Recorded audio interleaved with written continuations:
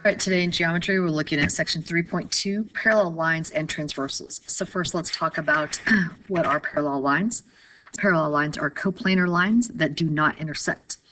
The symbol for parallel is the two lines that look parallel to one another. And so then we have a picture here, line S and line P. Line S is parallel to line P. When a line intersects two or more lines, the angles formed at the intersection points create special angle pairs. A transversal is a line that intersects two or more coplanar lines at distinct points. These special angle pairs formed by parallel lines and a transversal are congruent, supplementary, or both. So yesterday we talked about these special angles, so now we're going to learn more things about them. The very first thing that we want to talk about is the alternate interior angles theorem. This says that if a transversal intersects two parallel lines, then alternate interior angles are congruent. So in this picture, we would have that lines L1 and L2 are parallel. Then line T is the transversal. So angle 3 is congruent to angle 6, and angle 4 is congruent to angle 5 because they are alternate interior angles. Then we have the corresponding angles postulate, which tells me that if a transversal intersects two parallel lines, then corresponding angles are congruent. So then all of our corresponding angle pairs, angle 1 is congruent to angle 5, angle 3 is congruent to angle 7, angle 2 is congruent to angle 6, angle 4 is congruent to angle 8. Next, we have the consecutive interior angles theorem. Remember that these were also called same side. Okay, so consecutive interior, also known as same side.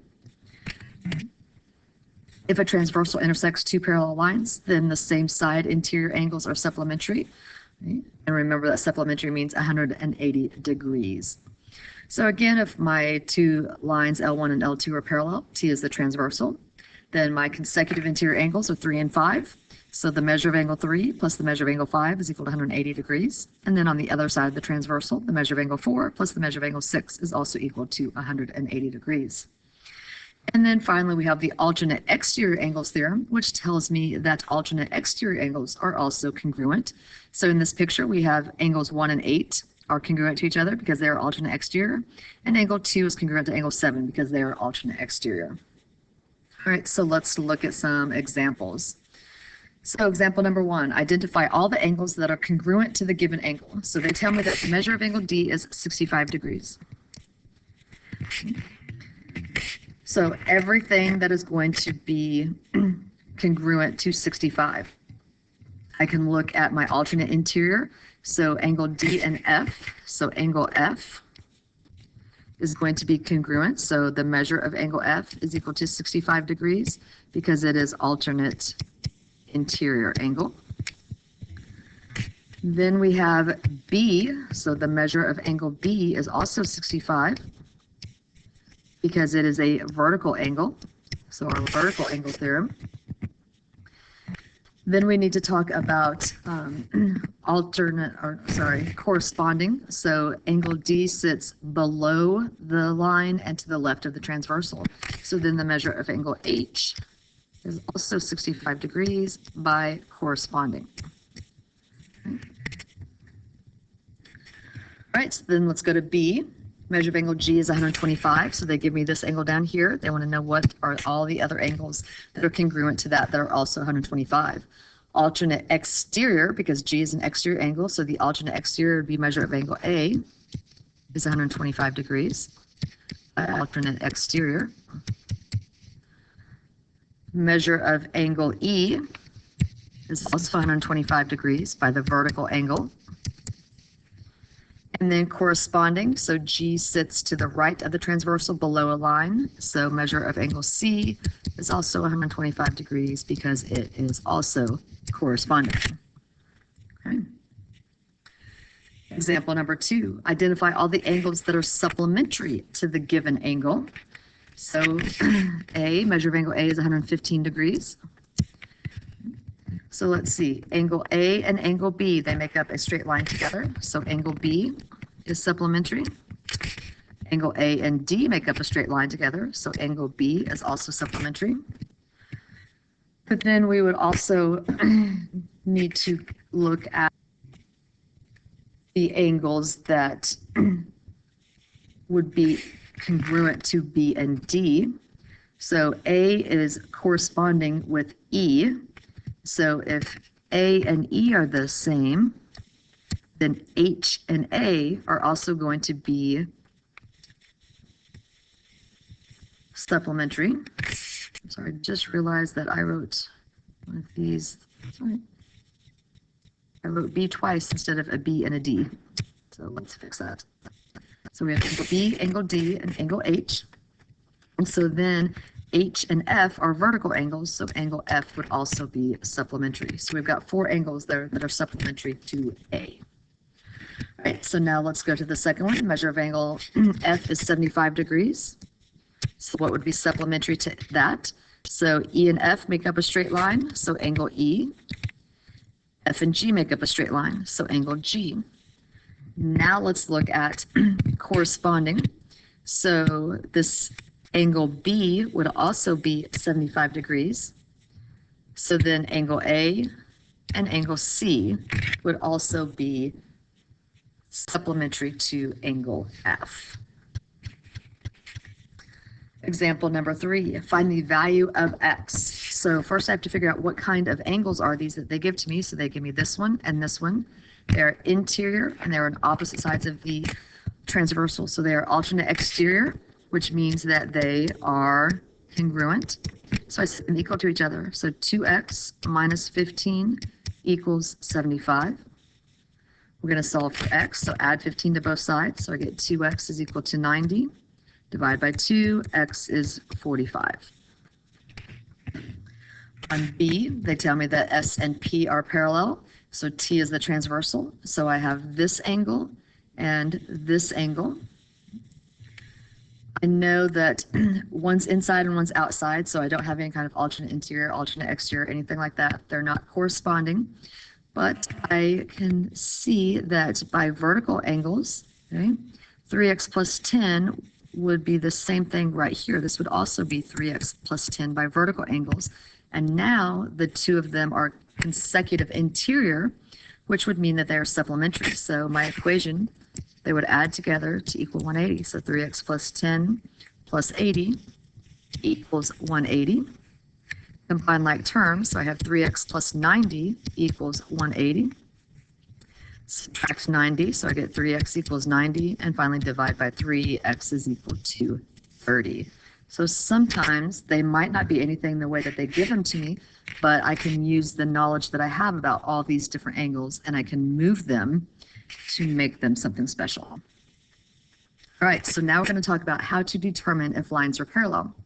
So if corresponding angles are congruent, then lines are parallel. If the alternate interior angles are congruent, then the lines are parallel. If alternate exterior angles are congruent, the lines are parallel.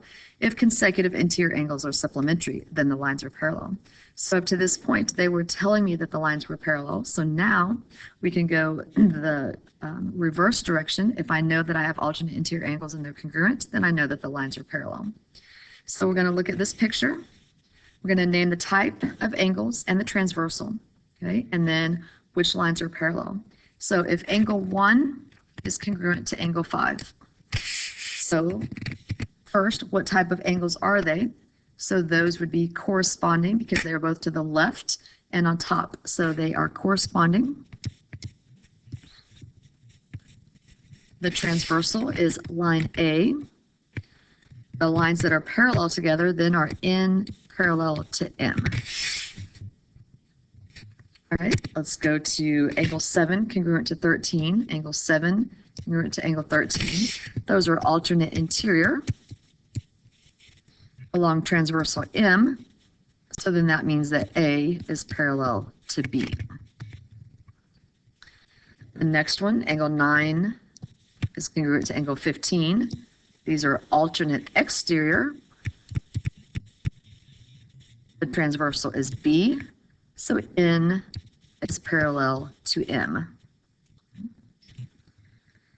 The next one says if the measure of angle 3, so this angle, plus the measure of angle 6 is equal to 180. Okay, so 3 and 6, they are consecutive interior. So consecutive interior are my types. they are sitting on transversal A, which means that N is parallel to M. And then let's go angle 3 congruent to angle 13 congruent to angle 15. 13, and 15, they are vertical angles, okay? But remember that out of our theorems and postulates that we looked at today, vertical angles do not prove lines are parallel. Okay? So this would be none, because vertical angles don't prove parallel lines.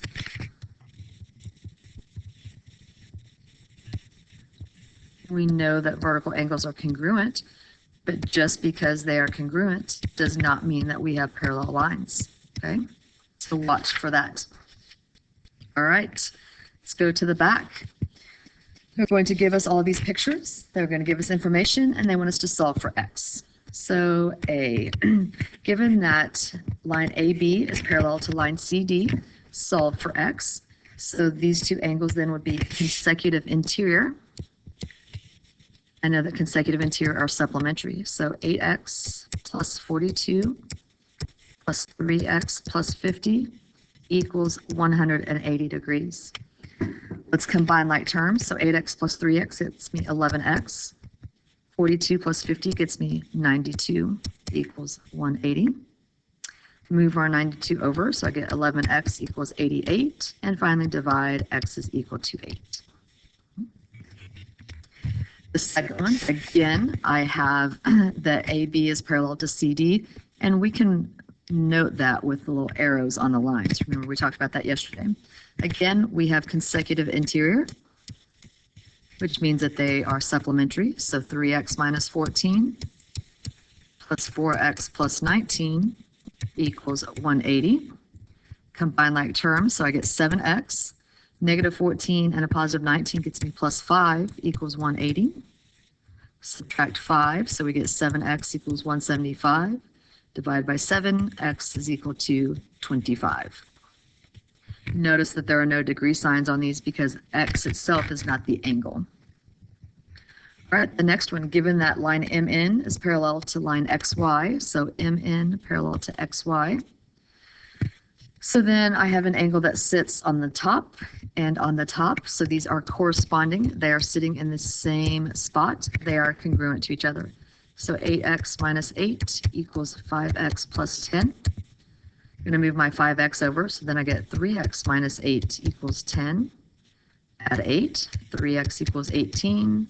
Finally divide by 3. X is equal to 6. The next one, given that L is parallel to M, so L and M are parallel, that makes T my transversal.